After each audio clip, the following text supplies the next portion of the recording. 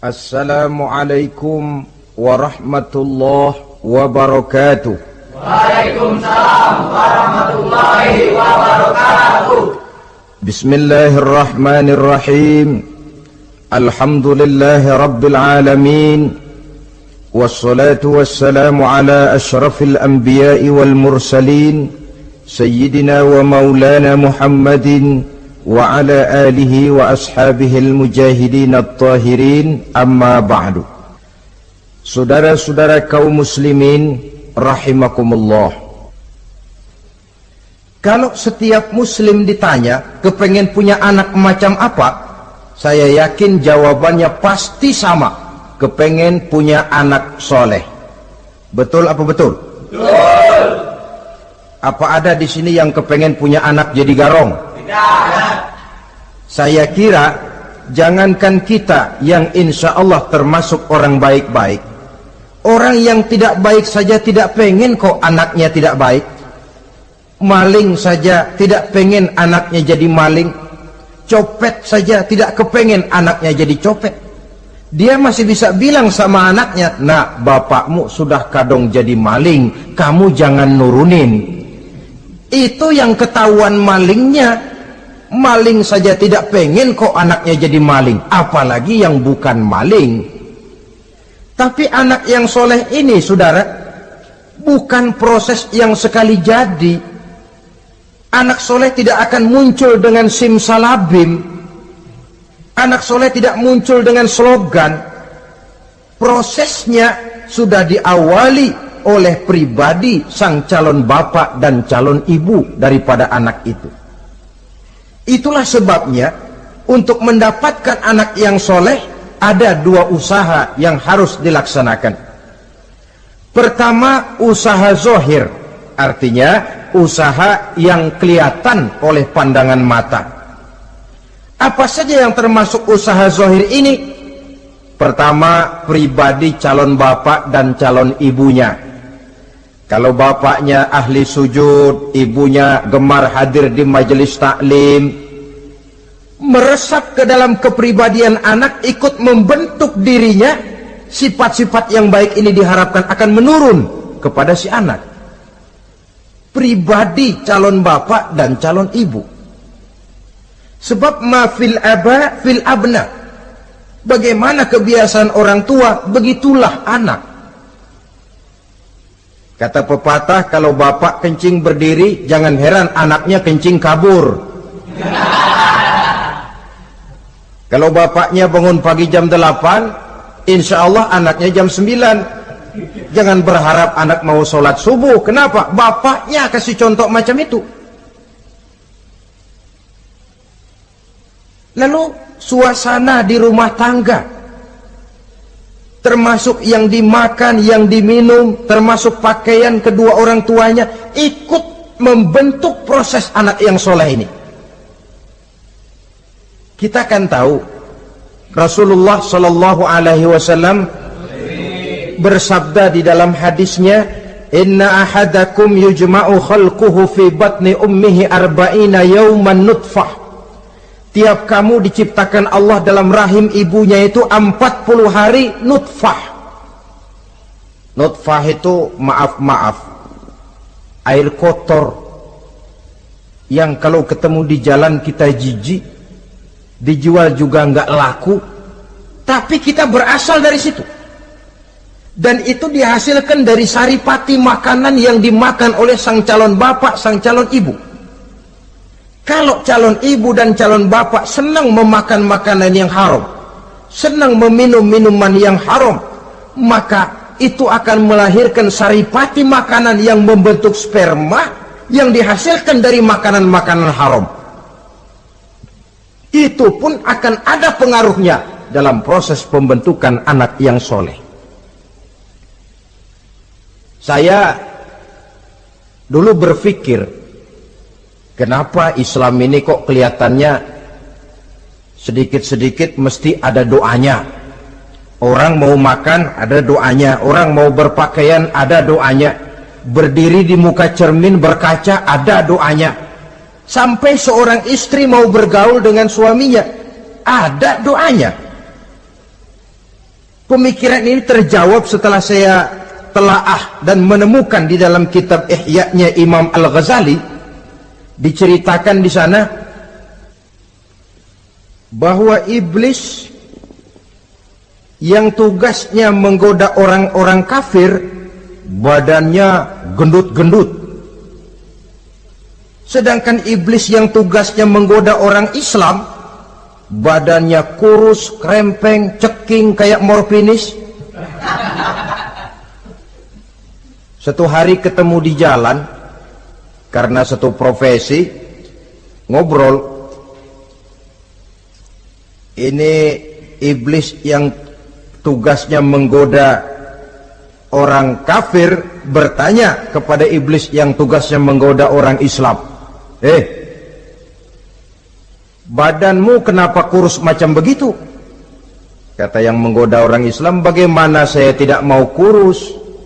Saya ini ditugaskan menggoda orang-orang Islam.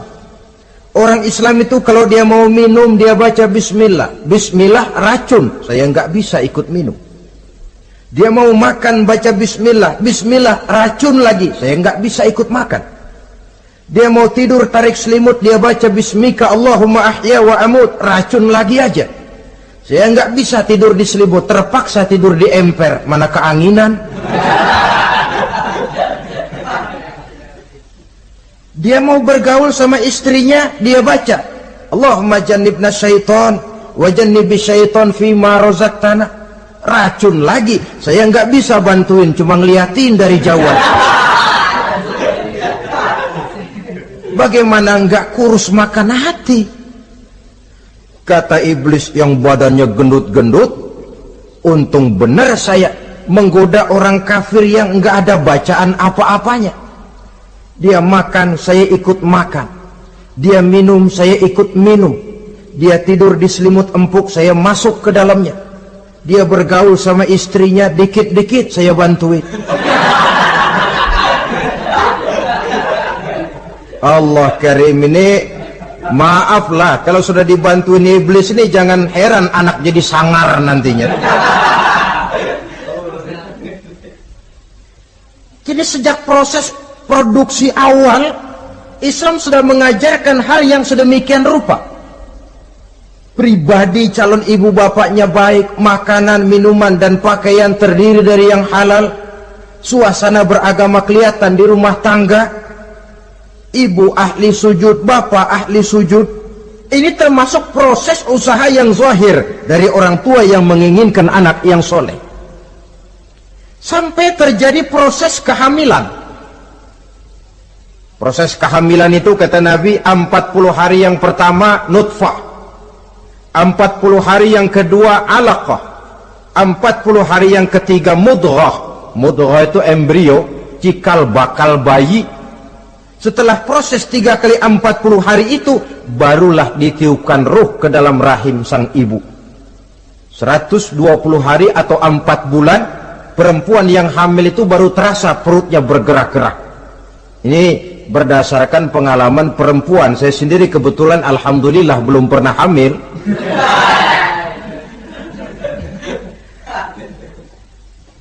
Saudara-saudara, sampai usia kehamilan itu 7 bulan ada tradisi yang disebut nujuh bulanan. Itu tradisi dilaksanakan baik, tidak pun tidak apa-apa. Tidak ada perintahnya memang, tapi juga tidak ada larangannya. Apalagi berkumpul orang membaca ayat-ayat Al-Quran, memohon doa dan sebagainya. Sebab pada kandungan 7 bulan ini embrio sudah mengarah kepada bentuk positif dari wujud manusia. Di situ dibacakan surah Yusuf, surah Maryam, surah Tabarak, surah Waqi'ah, tafaul namanya, mengundang rasa optimis supaya membawa keberkahan kepada pribadi sang calon anak yang nanti akan lahir ini. Tapi jangan lupa orang tuanya mulai dengan soleh dulu. Jangan orang tuanya nggak mau sujud, nggak mau ibadah, istrinya hamil dibacain surah Yusuf supaya anaknya cakep kayak Nabi Yusuf. Begitu keluar anaknya kepalanya segi 4 kayak kaleng kerupuk. Apa surah Yusuf yang salah? Tentu saja orang tuanya yang tidak memulai kesolehan itu sendiri. Lalu usia kandungan 7 bulan ke atas, sang calon bapak mulai membantu-bantu istrinya. Kalau malam diusapi perut istrinya yang sedang hamil berat itu, sambil dibacakan surah Al-Insyirah, ya ngusap-ngusap sayang, bukan ngusap gemes. Alam nashrah laka sadrak wa wada'na anka wizrak allazi anqadha dhahrak, supaya Allah memberikan keringanan kepada kehamilan istrinya sampai kepada proses kelahirannya. Begitu sang jabang bayi brol lahir ke alam ini, sudah dicegat lagi oleh ajaran agama, diazankan. Diriwayatkan oleh Abi Dawud, kana Rasulullah sallallahu alaihi wasallam azana al-Hasan wal Husain fi uzunaihi al-yumna wa aqama fi uzunaihi al-yusra. Adalah Rasul mengazankan cucunya Hasan dan Husain di telinga kanan, mengkomatkan di telinga kiri. Bayi muslim lahir ke dunia dicegat dengan suara azan. Apa sebab? Bayi yang baru lahir ke dunia ini ibarat kaset kosong. Kalau kaset kosong dipakai merekam, daya rekamnya kuat. Maka bayi yang baru lahir ini, sebelum sempat dia dengar cintaku sedalam lautan Atlantik,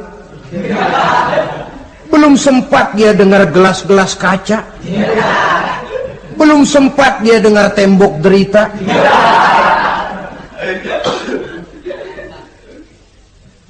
belum sempat dia menikmati serak-serak basahnya suara Frank Sinatra atau merdunya suara Madonna. Rekaman pertama yang masuk lafzul jalalah, Allahu Akbar, Allahu Akbar. Belum sempat dia dengar yang lain. Keagungan Allah yang didengarnya. Kaset kosong diisi dengan rekaman pertama berupa lafzul jalalah. Saudara hadirin yang saya hormati, lalu datang kewajiban orang tua setelah sang anak lahir. Apa itu? Memberikan nama. Jangan lupa, ini proses pembentukan anak yang soleh. Memberikan nama. Walaupun William Shakespeare pernah bilang, what is a name? Apa sih arti sebuah nama? Cuma nama saja kok. Biar adanya di atas lumpur, kalau memang intan ya tetap intan. Nama itu tidak banyak artinya. Namun pada hakikatnya nama merupakan bagian daripada doa. Itulah sebabnya Islam mengajarkan khairul asma'i ma hummida wa ubida. Sebagus-bagus nama yang mengandung pujian atau menggambarkan kehambaan seseorang kepada Tuhan. Mengandung kata-kata pujian, Ahmad, Muhammad, Hamid, Mahmud. Mengandung nilai kehambaan seperti Abdurrahman, Abdurrahim, Abdurrauf. Jangan mentang-mentang ada di Quran anak dinamai Jahannam. Wah, kenapa Jahannam? Itu kan ada di Quran, Pak. Iya, di Quran, tapi lempengan neraka itu. Sekarang ini saya melihat gejala akibat rasa malu beragama. Kan zaman sekarang kadang ada tuh orang malu mengakui Islamnya. Bertemu teman, Assalamualaikum, malu, minder. Berangkat ngaji bawa Quran, malu, minder, rendah diri, malu mengakui Islamnya. Termasuk diberikan nama yang berbau-bau Islam ini. Malu katanya, kampungan. Bapaknya kasih nama bagus, Ibrahim. Lantaran pengen nyentrik, dia potong Bram. Ibrahim kampungan, Bram aja nih lah. Itu kan cuma nama, Pak. Memang begitu mulanya. Nabi pernah memberikan isyarat, la tattabi'anna sunnana man kana qablakum shibran bi shibrin. Satu saat kau pasti akan mengikuti tingkah laku orang-orang sebelum kamu. Cuma cara kamu mengikuti sedikit-sedikit. sejengkal, sehasta, semeter. Begitu enak kamu ikut-ikutan, sampai yang kamu ikuti masuk ke lubang biawak, kamu pun akan masuk juga ke dalamnya. Mula-mula nama, malu pakai nama Islam. Dari nama pindah ke pakaian. Dari pakaian pindah ke pergaulan. Kalau nama Ibrahim, berteman dia dengan Ali, Hamid, Farid, Syauki. Sudah pakai nama Bram, masa Bram temennya soleh, nggak nyetel Kalau Bram kan temennya si Bleki. Nah, kalau sudah pindah ke pergaulan, yang saya khawatir pindah agama tidak terasa. Pindah agama tidak lagi terasa. Ini yang kita khawatir. Itulah sebabnya membudayakan nama yang baik ini perlu kita pelihara. Nama sebagian daripada doa. Tatkala orang tua memanggil kita dengan nama yang baik, sudah merupakan doa agar anaknya jadi orang baik-baik. Saudara hadirin yang saya hormati, setelah memberikan nama yang baik, kewajiban berikutnya dari orang tua muslim ialah wa ayyu'adzibahu, kata Nabi, memberikan pendidikan. Sebab nama yang baik tidak akan banyak menolong kalau tidak diiringi dengan pendidikan. Nama saja Muhammad Mukmin, kerjaan ngadu ayam.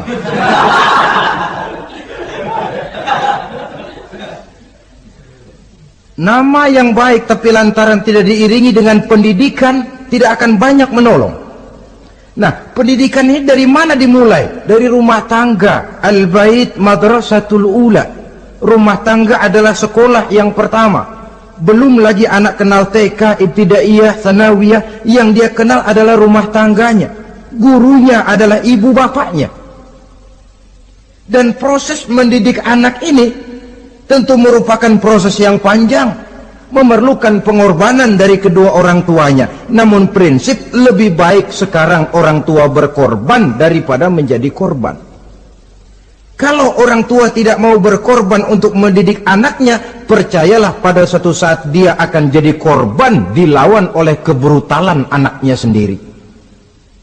Biarlah kita orang-orang tua ini peras keringat, banting tulang, pergi pagi pulang sore, kaki jadi kepala, kepala pun jadi kaki, untuk satu cita-cita agar anak-anak kita kelak lebih baik daripada kita sekarang ini.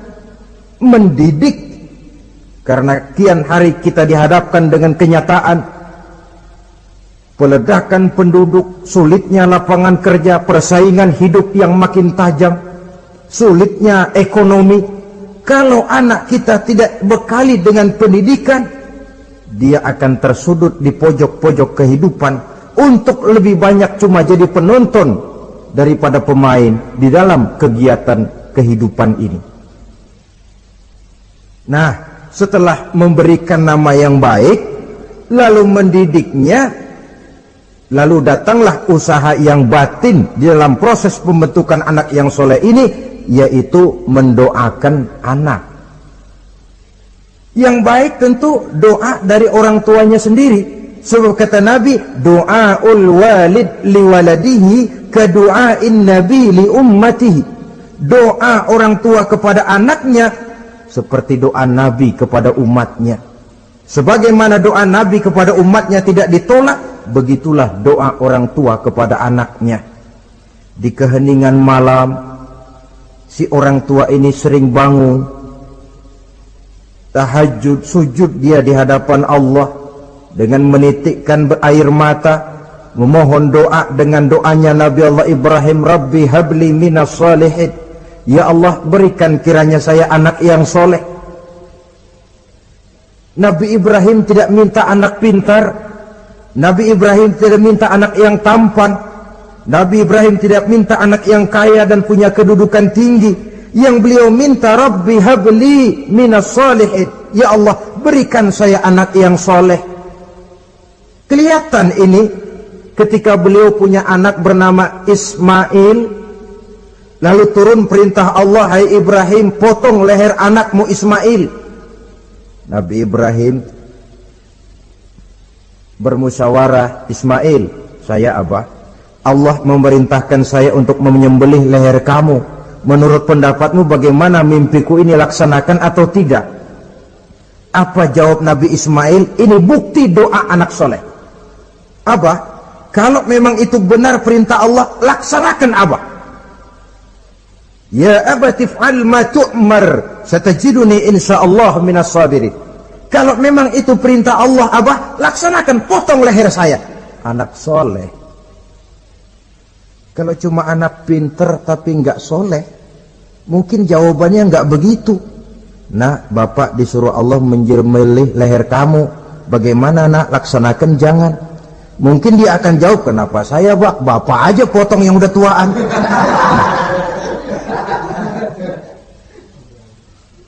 Doa orang tua kepada anak,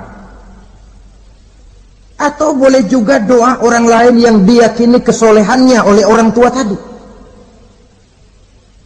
Mengundang Pak Ustadz, Pak Kiai ke rumah, tolong doakan anak saya, tidak ada salahnya.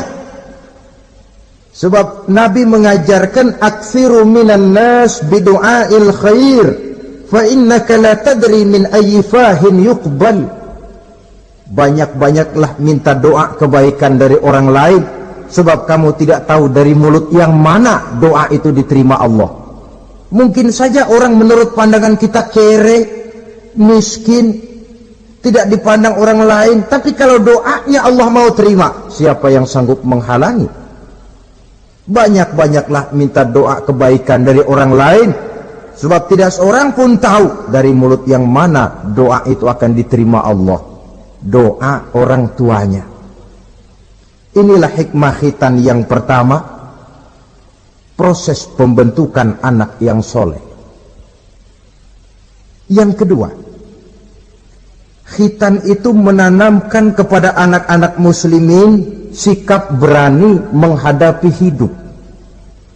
Di waktu kecil sudah dilatih mengalirkan darah, seolah-olah orang tuanya berkata, nak, hidup ini adalah perjuangan, nak.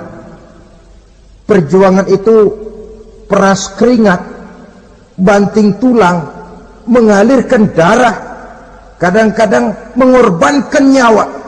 Hidup bukan undian, nak. Jangan mengharap untung besar tanpa mau peras keringat.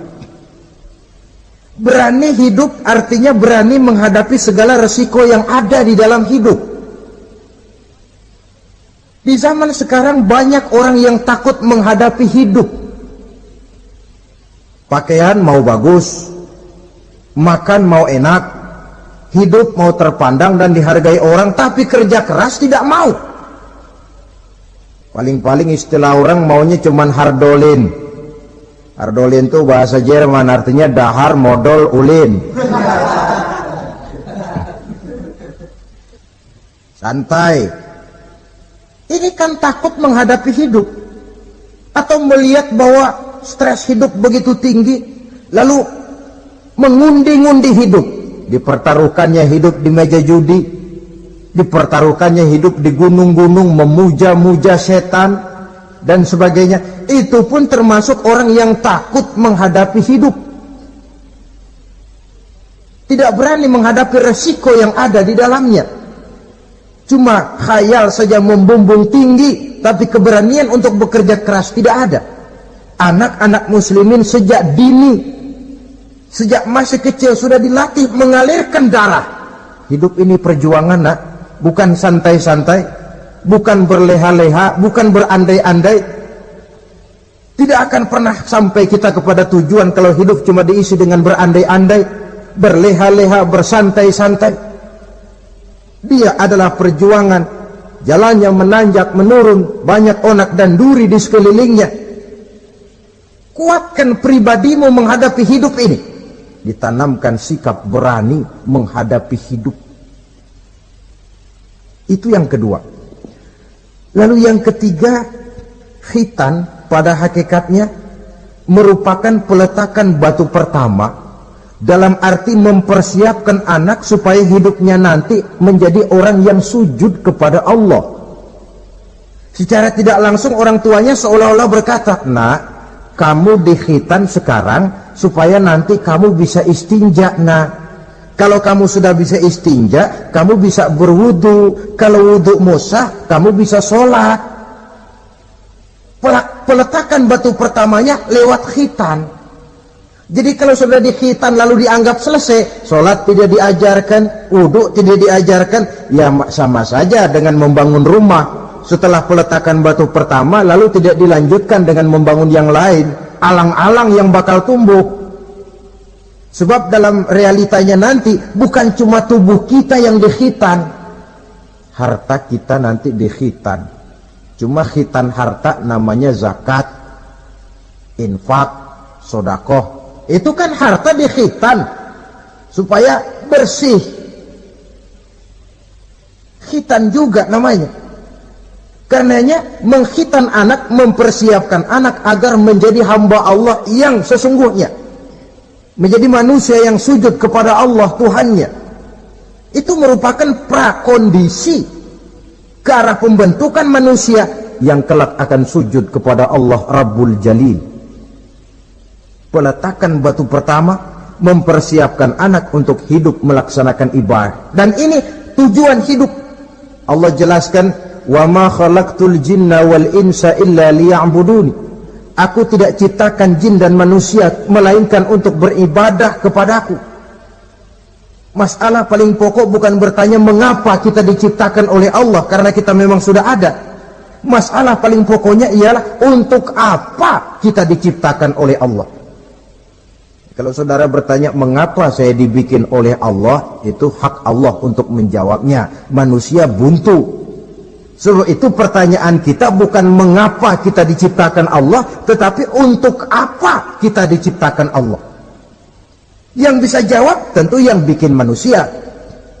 Seperti juga kita tanya, Pak, untuk apa Bapak bikin bangku? Yang bisa jawab pasti ya yang bikin bangku toh.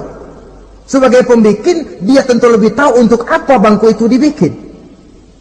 Untuk apa manusia diciptakan Allah? Jawabannya datang dari Allah. Wa ma khalaqtul jinna wal insa illa liya'budun. Aku tidak menciptakan jin dan manusia kecuali untuk melaksanakan ibadah kepadaku. Ini rupanya tujuan penciptaan manusia, agar kita menjadi orang-orang yang hidup melaksanakan ibadah dalam pengertian yang seluas-luasnya. Sejak ibadah pribadi yang langsung antara kita dengan Allah, seperti sholat, puasa, zakat, haji, sampai kepada ibadah yang tersalur melalui kehidupan bermasyarakat. Umpamanya membangun, memelihara kesehatan, menjaga keamanan di kampung, yang kalau kita niatkan untuk mencapai ridho Allah, insya Allah itu akan bernilai ibadah. Tujuan penciptaan manusia ternyata tidak lain untuk melaksanakan ibadah. Prestasinya di hadapan Allah bergantung kepada sampai sejauh mana nilai ibadah itu dilaksanakannya. Ini yang ketiga. Yang keempat, hikmah daripada khitan itu dari sisi orang tua, menempatkan perintah Allah di atas perasaan dan kepentingan pribadi. Ada enggak orang tua yang enggak sayang sama anaknya? Semua orang tua sayang kepada anaknya. Jangan anak sampai dipotong mengalirkan darah. Anak main saja, main layang-layang, jatuh pulang kakinya berlumur darah, sudah ribut orang tuanya. Kenapa nak? Kenapa sayang? Kenapa raja? Aduh, raja lah kita. Tapi ini perintah Allah. Perasaan pribadi, kepentingan pribadi kalah oleh perintah Allah. Ini mestinya watak seorang muslim. Kalau sudah begitu perintah Allah, begitulah kita laksanakan. Soal keberatan pribadi, perasaan pribadi, kepentingan pribadi, nomor belakang. Yang penting perintah dilaksanakan. Cobalah kalau khitan itu, anak yang begitu kita sayangi pada umur sedang lucu-lucunya, dipegangi dia, lalu dikhitan. Kadang dia menangis, mengalirkan darah, sakit dia 2-3 hari belum bisa berjalan dan bermain dengan teman-temannya. Tapi ada rasa luas dalam hati orang tua. Kenapa? Alhamdulillah ya Allah, perintahmu sudah saya laksanakan. Perasaan pribadi itu ditekan oleh perintah Allah. Perintah Allah di atas perasaan dan kepentingan pribadi. Kalau perasaan ini sudah kita miliki, itu pertanda nilai iman kita sudah mapan. Tidak cuma dalam khitan, dalam berbagai perintah agama. Hari Jumat berangkat kita dagang.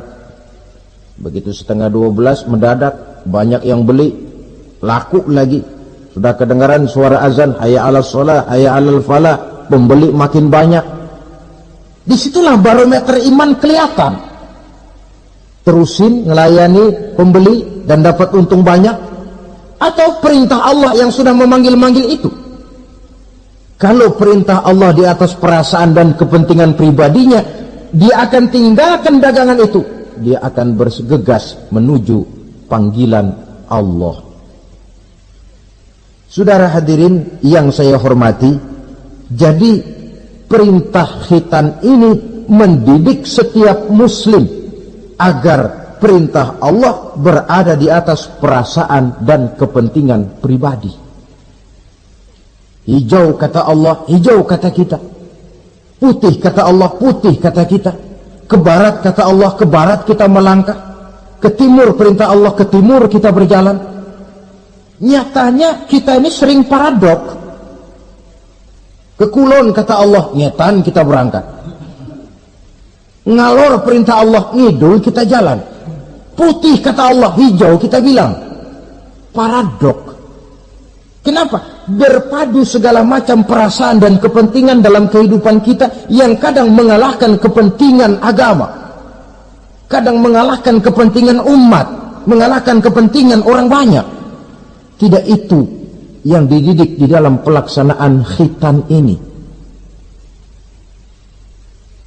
Ini yang keempat. Kemudian yang kelima, dari segi kesehatan, kulit yang dipotong, yang menutupi kulfah itu adalah tempat bersarangnya segala macam kotoran. Membiarkannya mengendap bisa saja menimbulkan kanker kulit. Maka untuk menjaga dan memelihara kesehatan, agama menganjurkan khitan. Di samping tentu ada unsur kepentingan biologis.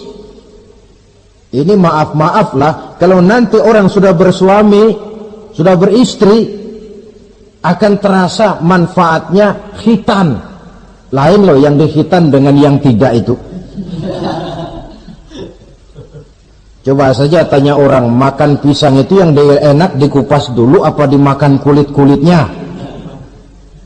Ya mesti tentu yang enak ya dikupas dulu. Kalau kulit-kulitnya juga dimakan, rakus namanya.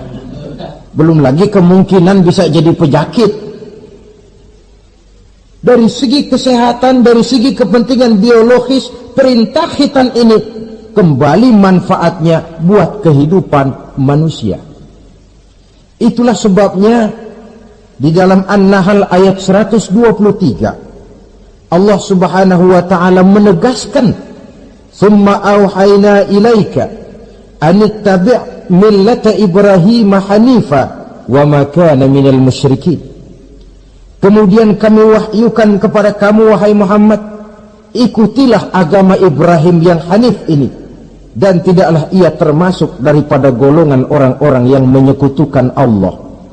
Artinya syariat khitan ini yang berasal dari sejarah kehidupan Nabi Ibrahim diteruskan oleh syariatnya yang dibawa oleh Nabi kita Muhammad sallallahu alaihi wasallam.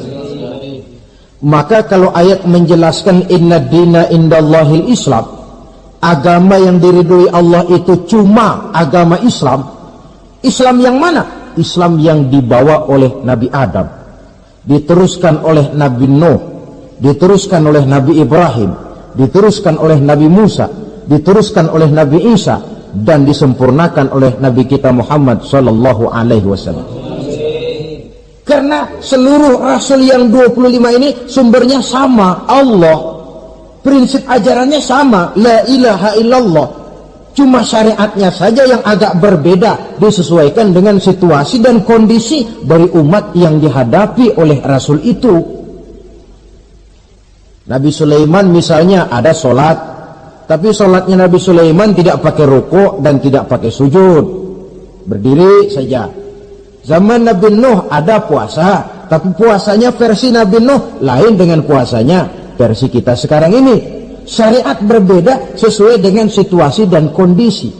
Tapi khitan sejak Ibrahim, Ismail, Ishak, sampai kepada Musa, sampai kepada Isa, sampai kepada Nabi kita, terus berkelanjutan sampai hari akhir nanti. Jadi bukan merupakan syariat baru. Pengukuhannya dalam An-Nahl 123 ini, aku wahyukan kepadamu Muhammad, ikuti agama Ibrahim ini, agama tauhid, yang diantara syariatnya adalah pelaksanaan khitan. Sedangkan Ibrahim seorang yang hanif. Hanif ini lebih tinggi daripada sekedar taat. Kalau orang yang taat itu contohnya begini, nak, tolong taruh ini gelas di pinggir meja, nak. Kalau dia taat ya apa adanya, ditaruh saja tuh gelas di pinggir meja. Orang yang hanif lain, mikir. Iya, kalau ditaruh di pinggir kan gampang kesenggol orang, jatuh ke bawah, pecah. Biar diperintah taruh di pinggir, taruh aja di tengah dah, biar aman. Ini hanif namanya. Tingkatan yang lebih tinggi daripada taat. Nabi Ibrahim seorang yang hanif. Tidak ada perintah Allah yang tidak dilaksanakan dengan sebaik-baiknya. Sampai pun perintah memotong anak sendiri. Saya kira kalau perintah macam begini turun kepada orang zaman sekarang, banyak yang bubar jadi orang Islam. Potonglah leher anakmu, dah, udahan aja dah. Dan memang perintah itu cuma untuk menguji kekuatan mental Nabi Ibrahim alaihissalam. Perintah menyembelih leher anak, perintah membangun Ka'bah, perintah hijrah keluar dari kampung halamannya sampai mengembara ke negeri Syam. Perintah ujian menghadapi api yang dinyalakan oleh Raja Namrus. Belum lagi perintah menghadapi kekufuran daripada kaumnya, menghadapi orang tuanya sendiri yang adalah produsen berhala. Bisa kita bayangkan ini, anaknya penegak tauhid, bapaknya produsen berhala. Tapi itulah agama, syarat dengan contoh. Yang anak bapaknya nabi, anaknya bajingan. Yang anaknya nabi, bapaknya pembuat berhala. Karena memang hidayah itu adalah hak prerogatif dari Allah Subhanahu wa ta'ala. Diberikan kepada siapa saja yang dikehendakinya. Saudara-saudara kaum muslimin rahimakumullah. Oleh sebab itu saya mengajak kepada seluruh umat Islam, kalau melaksanakan walimatul khitan, mengkhitan anak, boya sudah lewat masanya cuma sekedar diramein dengan layar tancap atau orkes madun. Akan lebih positif kalau diisi dengan dakwah, pengajian, ceramah yang menjelaskan tentang hikmah daripada walimatul khitan ini. Yang ditinjau dari segi apapun, mengadakan pengajian itu lebih menguntungkan, baik pribadi, baik yang mengadakan walimah, baik bagi masyarakat, ketimbang walimah dengan berfoya-foya. Apalagi hadis mengingatkan kita, kata Nabi begini, man sanna sunnatan hasanatan falahu ajruha wa ajru man amila biha. Siapa yang memulai satu kebajikan, dia akan mendapat pahala dan pahala dari orang-orang yang mengikuti kebajikan itu. Saudara nyunatin anak, mengadakan pengajian, undang kiai, banyak orang yang hadir, saudara akan dapat pahala dan juga dapat pahala dari seluruh orang yang hadir. 1000 orang yang hadir, 1000 saudara dapat pahala. Sebaliknya kata Nabi, wa man sanna sunnatan sayyi'atan falahu ismuha wa ismu man amila biha. Siapa yang memulai satu kejahatan, dia akan mendapat dosa dan dosa dari seluruh kejahatan yang terjadi pada malam itu. Jadi kalau saudara nyunatin anak, pesta, mengundang apa film, apa orkes, maka seluruh maksiat yang terjadi pada malam itu di tempat itu, saudara ikut dapat dosanya. Kenapa? Sponsornya saudara. Iya, tapi kan saya nggak suruh mereka maksiat, Pak. Betul, tapi bisanya mereka maksiat kan karena sarana disediakan. Sponsornya itu. Jadi sponsor kebajikan mendapat pahala, sebagaimana sponsor kejahatan pun akan mendapat pahala dari nilai kejahatan yang ditimbulkannya. Belum lagi segi keberkahannya, belum lagi banyaknya orang-orang yang berdoa, 1, 2, 3, 40 orang berkumpul mendoakan anak kita. Masuk dalam hadis doaul arba'in ka doail wali. Doa 40 orang yang berkumpul sudah sama dengan doanya seorang wali. Jangan, inilah yang sering saya istilahkan, kita ini kadang-kadang kontradiksi. Nikah secara Islam, ngadep penghulu, ada 2 saksi pakai ijab kabul, tapi nanti pestanya secara Nasrani, gaya hidup rumah tangganya gaya Yahudi. Nikahnya, khitannya cara Islam, pestanya gaya Yahudi, pendidikan anaknya cara Nasrani. Akhirnya pribadi anak jadi tidak karu-karuan, terlalu banyak diwarnai. Bukankah Nabi menyatakan kullu mauludin yuladu 'alal fitrah fa abawaihi yuhawidanihi aw yumajjisanihi aw yunassiranihi aw kama qala. Setiap bayi dilahirkan dalam keadaan suci, bersih. Tidak ada dosa warisan dalam Islam. Tidak ada anak haram jadah dalam Islam. Yang haram jadah itu perbuatan bapak moyangnya itu. Anak lahir suci, bersih, seperti kertas putih. Mau ditulis dengan tinta apa, terserah kedua orang tuanya. Setiap bayi dilahirkan suci, kata Nabi. Orang tuanya yang menjadikan dia Yahudi, menjadikan dia Nasrani, atau menjadikan dia Majusi. Kadang tanpa terasa. Bapaknya Muslim, ibunya Muslimah, tapi anaknya belajar di sekolah Nasrani. Ini kan sudah yunasirani, menasranikan anak. Sekolahnya di sekolah Yahudi, sekolahnya di sekolah Majusi, menjadi pemuji api. Dan anak lebih dari sekedar buah mata, belahan hati. Dia adalah amanah dari Allah. Gara-gara anak, orang tua bisa sampai ke surga. Pun gara-gara anak, banyak orang tua masuk neraka. Amanah yang disia-siakan akan menjadi beban daripada orang tua itu sendiri. Oleh karena itu, sekali lagi saya mengajak, hidupkan tradisi yang baik dengan memperbanyak pengajian-pengajian, baik dalam walimatul khitan, walimatul arus, atau berbagai kesempatan yang memang mungkin untuk itu. Makin banyak dakwah dan pengajian, insya Allah makin terasa akibat positifnya bagi masyarakat, agama, bangsa, dan negara yang kita cintai ini.